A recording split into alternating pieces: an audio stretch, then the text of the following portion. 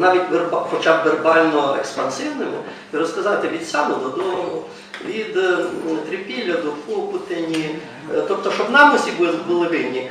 Бо я вам скажу один в цьому контексті просте питання до студентів в аудиторії. Хто з вас хоче бути багатим?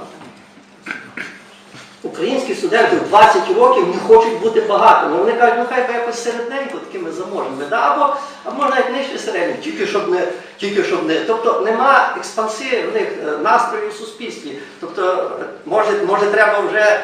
Ну, вони грають, Орбан, да? Експансію демонструє і озвучує Ворску, Мадярську. Так? До речі, ця експансія стосується не тільки України.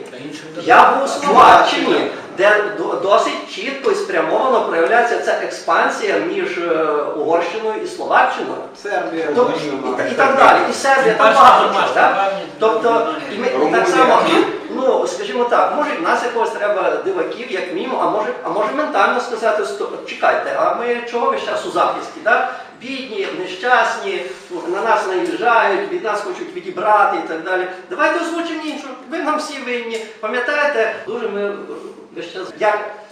Недавно я прочитав таку річ, не знаю, наскільки вона достовірна, думаю, що достовірна, про те, що коли Крим віддали Україні, ніби подарунок Хрущова, так, то, виявляється, в цей же час віддали Таганрог, звідки Чехов родом і сказали, Росії Таганрог, а Україні Крим.